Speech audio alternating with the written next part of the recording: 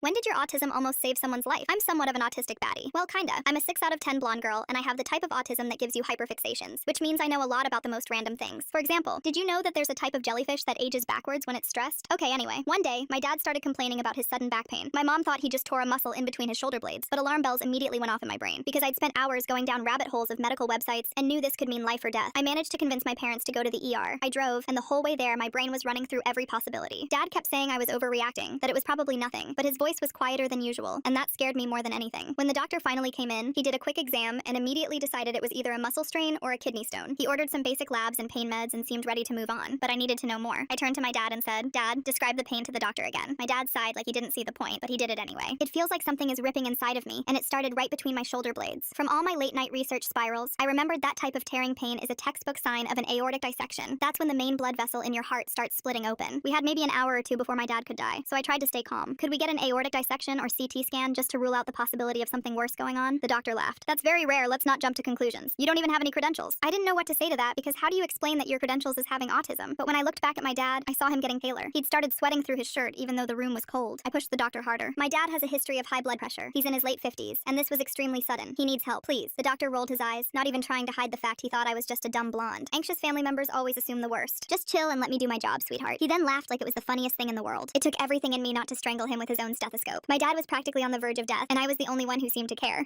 "Can you at least check his blood pressure in both his arms?" The doctor walked out without saying a word. Classic public healthcare. Then my dad groaned and said the pain was spreading down into his stomach. I felt ice in my veins because I knew exactly what that meant. It was getting worse in real time, right in front of us, and we were just standing there arguing about whether I was being dramatic. I rang the buzzer for the doctor again. Buzz. As soon as he came back in, I bombarded him with requests. "It's progressing. Please, do something. Order the CT scan." "CT scans aren't just given out like candy, sweetheart." He said it so casually, like my dad wasn't sitting right there looking like he was about to pass out. His lips were losing color. When the doctor saw the tears in my mom's eyes, he finally seemed a little concerned. But instead of ordering the scan, he started talking about monitoring and waiting for the lab results to come back. I responded, "My dad doesn't have time for labs. The dissection could rupture any minute, and then there'd be nothing anyone could do. I told you to stop escalating this and let me do my job." My dad's hand found mine and gripped it hard. He whispered in my ear, "Something is really wrong." I looked at him. I realized that if I backed down right now just to be polite, I might watch him die in this room. We maybe had 30 minutes left. The doctor turned and walked toward the door, so I stepped in front of it and blocked his way. The room went completely silent. My mom stared at me like I'd lost my mind. I spoke anyway. "If you walk out of this room without ordering that scan and my dad dies, I will make sure everyone hears about it. That you ignored all the textbook symptoms. Your life will be over." My voice was shaking, but I didn't move. "I will call security," he said, towering over me. I still didn't move. The doctor looked at my dad again. Really looked this time. He ordered the CT scan. I stood in that empty room shaking, replaying everything, terrified I'd been wrong and made a scene for nothing. 30 minutes later, the doctor came back. His face was completely white. They needed to do emergency surgery on my dad immediately. The surgeon told us later that if another hour went by without the surgery, my dad would have died. I knew I was right. Anyway, fuck betches get money.